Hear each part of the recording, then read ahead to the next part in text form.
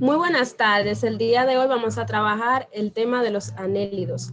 El grupo está compuesto por María Rosado, Raileni Soriver Heredia, Los Rainer Rodríguez, Nirauli Diplan, Maoli Lora, Juana Rita y una servidora, Laura Lugo. Antes que todo debemos saber lo que son los anélidos.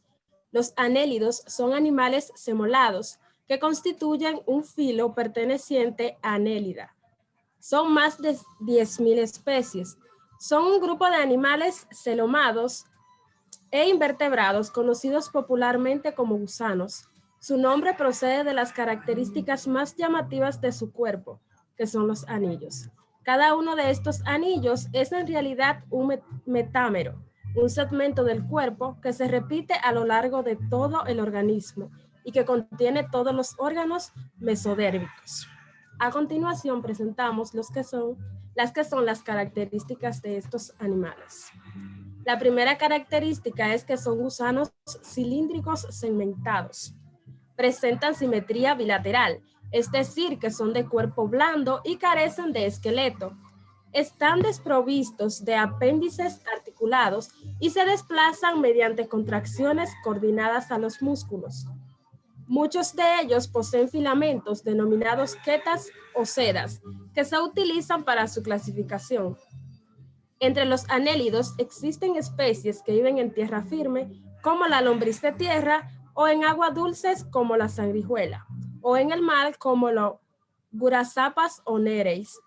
También entre los anélidos existen formas de vida libres y especies que viven fijas en el fondo del mar, a las rocas o incluso otros animales. Algunos, como la sangrijuela, son parásitos de los mamíferos. Normalmente su tamaño puede oscilar entre 1 milímetro y 1 metro. Se conocen más de 1.500 especies de anélidos y su tamaño varía desde algunos micrómetros hacia varios metros.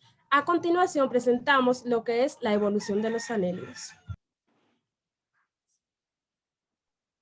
Pues bien, la evolución de los anélidos fue el primer grupo del grupo zoológico con un sistema nervioso central condensado de un modo significativo. En algunas de las especies, los ganglios están fusionados. Merece la pena citar una curiosidad a excepción de la diapositiva general del sistema nervioso central de este grupo, como las sanguijuelas, que tienen además del cerebro anterior un cerebro caudal en el extremo posterior, que es de mayor tamaño que el anterior. En lo que se refiere al sistema nervioso, muchos anélidos cuentan con un sistema somatogástrico, que más adelante les hablaremos de esto, que está muy desarrollado. Dentro de la evolución, podemos ver que evolucionaron tres grandes grupos que se clasifican en poliquetos, oligoquetos y urinarios. Los poliquetos es el grupo más abundante y diverso que existe, con más de 100.000 especies. Estos son anélidos marinos en su mayoría, generalmente bentónicos y de colores vivos. Se diferencia entre errantes que mueven liberadamente por el sustrato y sedentarios que se diferencian entre errantes. Viven en galerías que excavan en los sustratos. Los poliquetos errantes cuentan generalmente con un cuerpo aplanado, con cabeza bien desarrollada y un apéndice en el tronco llamado parápodo o podios, que son un par de por cada segmento, que usan de natación y los cuales surgen quetas o sedas que recubren la superficie corporal y que son notablemente visibles. Los poliquetos se alimentan de algas y otros nutrientes que encuentran en la arena.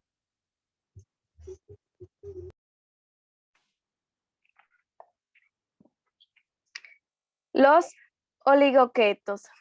Es el segundo grupo de anélidos más abundantes, con unas 3.100 especies conocidas. Viven en un hábitat diverso, tanto terrestre como dulceacuícolas, con algunas especies marinas. Se alimentan de material vegetal en descomposición. Tienen un cuerpo de forma alargada y de sección más redondeada, con una cabeza menos desarrollada y una menor diversidad morfológica que los poliquetos. Se caracterizan por carecer de podios y tener pocas quetas, que además son prácticamente invisibles a simple vista. Los hirudéneos. Se conocen alrededor de 500 especies de hirudéneos, también conocidos como sanguijuelas. Son organismos hermafroditas que habitan en medios dulceacuícolas, océanos y suelos húmedos. Algunos son depredadores que se alimentan de gusanos, carros y peces e invertebrados, y otros son parásitos. Ciertos hirudéneos son hermafroditas y otros no. Son cuerpos aplanado y alargado, es de color oscuro y presentan ventosas en cada extremo.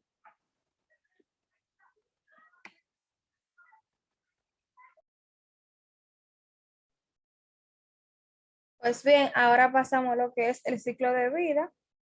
La mayoría de estas especies tienen un ciclo de vida simple, con excepción de algunos poliguetos marinos. Órganos reproductivos, con la excepción de los poliguetos marinos anélidos, son hermafroditas, como se decía anteriormente. Es decir, cada individuo posee un órgano reproductor masculino y otro femenino.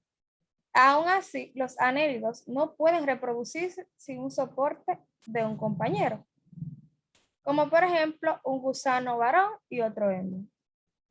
En la puesta de huevos, los alombrices de tierra quizás son lo más conocido de los anélidos. Más antes de tener huevos, dos gusanos se unen mutuamente mientras que cada gusano pasa un paquete de esperma a la otra. Después de aparearse, la banda ancha de silla montar con el gusano llamado clitelo, segrega una vaina mucosa que comienza a moverse hacia la cabeza del gusano.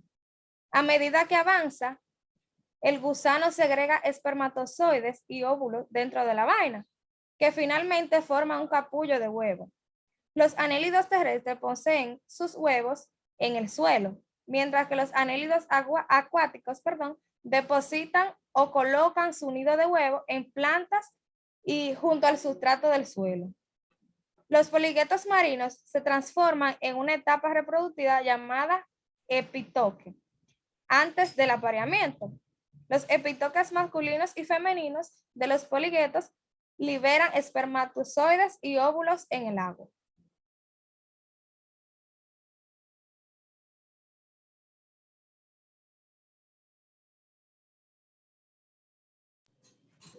Bien, ahora trabajaremos con lo que es la nutrición de los anélidos y la digestión. Los anélidos son micrófagos y su digestión es extracelular. La nutrición de los anélidos consta de 3 etapas. Primero, la ingestión. Por acción de los labios y la faringe, inhuyen la tierra, de ella aprovechan los restos de la materia orgánica de los que se nutren. Segundo, la digestión. Los anélidos presentan en el tubo digestivo una serie de ensachamientos que desempeñan funciones específicas. La boca es la estructura encargada de la indigestión del alimento. La faringe se encarga de humedecerlos. El buche lo almacena temporalmente. La molleja lo fragmenta o muele. Y el intestino, gracias a las enzimas que segrega, completa la digestión.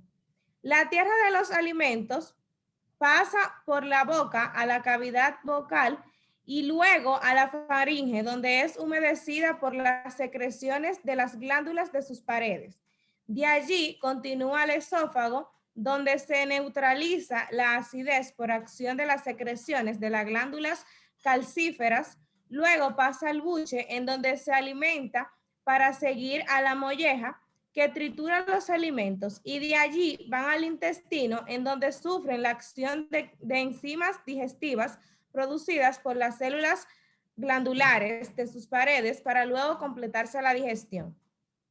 Por último, y tercer paso, está lo que es la absorción. Los anélidos tienen organismos excretores como son los nefridios, y se componen de un tubo que abre en un orificio hacia el exterior llamada nefridio poro. La absorción se cumple en el intestino a través de las células epiteliales. Desde allí, las sustancias absorbivas pasan al torrente circulatorio para luego distribuirse a las demás células del cuerpo. Los residuos son expulsados junto con la tierra por el ano. El nereis, gusano marino, es carnívoro y su faringe presenta dos maxilas con dientes córneos. Ahora pasaremos a su excreción.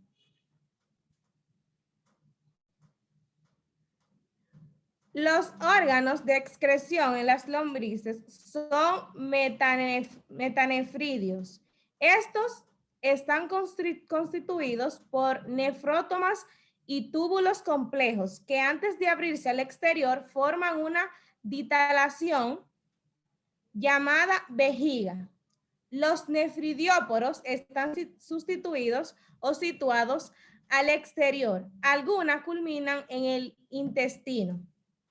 Para realizar la excreción, el líquido celómico de somite anterior penetra por el nefróstoma y a medida que pasa a través del túbulo se transforma en orina. Conforme la orina se forma a lo largo del tubo, van variando las concentraciones de los elementos que la forman, lo que indica que estas sustancias se reabsorben y las cuales se eliminan, así como el control de agua según las necesidades del organismo.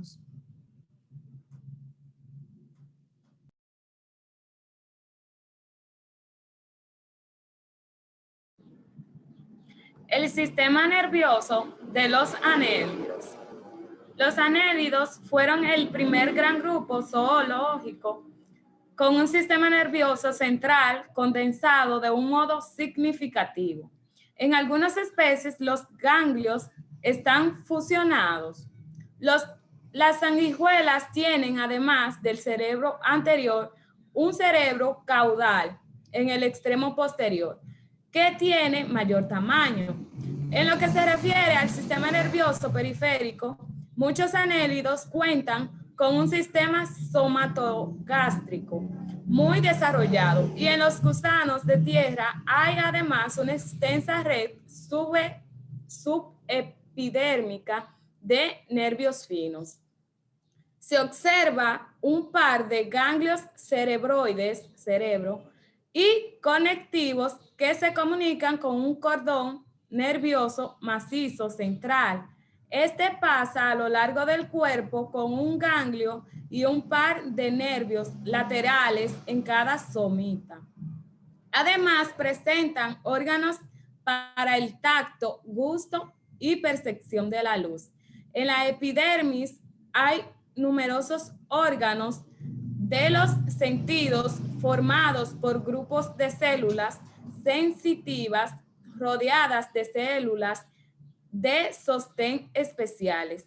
Estos abundan en el extremo anterior y posterior, en la parte hinchada de cada somita y en la cavidad bucal.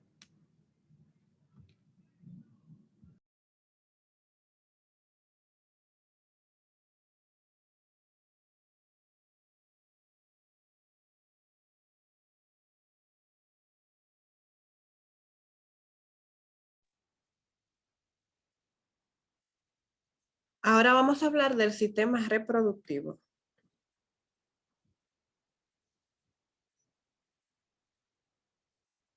Los anélidos se reproducen tanto de manera asexual como de forma sexual. La reproducción asexual se da por excepción, es decir, es un método utilizado por algunos anélidos. Esto permite que se reproduzcan de una forma rápidamente y que genere el individuo de forma más eficaz. La posición de ruptura está determinada generalmente por un crecimiento epidérmico, es decir, por un crecimiento de la piel. Para su reproducción tenemos que tener en cuenta saber su estructura morfológica, la cual se da a través del clitelo. El clitelo es aquella forma glandular que tiene forma resaltante en su cuerpo. La fragmentación, como se dice, es la forma de reproducción de los anélidos mediante mediante que el individuo se fertiliza y crea un nuevo gen. Y la fisión, por otro lado, es la parte y forma reproductiva que cuando el anélido se parte en pequeños pedazos, es decir, que el anélido, eso es lo que toma vida. Cuando crea uno nuevo, este se rompe y crea otro. El sistema de reproducción sexual, este se da a través de la unión de dos anélidos, es decir, tenemos dos anélidos. Estos se posicionan en lugar opuesto, uno con la cabeza hacia acá, o sea, en sentido contrario, y se unen a través, o sea, tienen un contacto a través de la piel. Y a través de las partes del clítoris se hace lo que es la reproducción. Aquí tenemos una forma, ¿cómo se dice? General, o sea, una forma más detallada para hablar de los anélidos. Los poliquetos lo hacen de forma sexual y también de forma asexual, como se dijo, germinación y escisión. Por otro lado, tenemos los oligoquetos que tienen una reproducción tanto sexual y asexual. También por femisión y fragmentación, que es como se dijo con anterioridad. Y los erudinios tienen una reproducción, se dice sexual, aunque estos pueden ser hermafroditos y mafroditos. ¿Qué quiere decir esto? Que aunque sean los dos, posean los mismos sexos, cada uno, un ejemplo, en algunos casos, el varón tiene lo que se llama un denominado pene, es decir, tiene lo que es un pene, y la hembra tiene una abertura por la cual el varón inserta su pene y crea un nuevo individuo. En algunos casos que no hay lo que es que no existe lo que es el pene, se da a través de los roces de los cuerpos, como se puede observar acá. Por ejemplo, en el caso de la sanguijuela, se da un roce sexual. Estos no son capaces de reproducirse asexualmente ni regeneran su cuerpo, es decir, que su cuerpo no se vuelven a generar. Y en otra parte tenemos lo que es la osmorregulación. La osmorregulación es la parte en la que los diversos individuos adquieren, esto como se dice, excretan lo que son las sales y también la adquieren. Estos tienen unos túbulos llamados sinuosos en forma de embudo ciliado en su cuerpo, y en el otro extremo poseen poros excretores llamados nefridióporos que se abren al exterior en el sistema de forma metanefridiales, el cual permite el proceso de la excreción, es decir, expulsa lo que son las sales al exterior.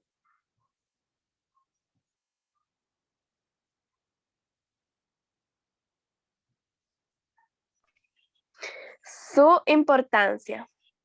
En la ecología, sus túneles subterráneos ayudan a la aireación de la tierra y a abonarla. En la ecología, las lombrices son importantes para la agricultura porque funcionan como lubricomposta. Las sanguijuelas parasitan el ganado. En la medicina, las sanguijuelas se utilizan en la sangría para reducir hinchazones originadas por raspones. La iridina, sustancia producida por la sanguijuela, es un anticoagulante efectivo.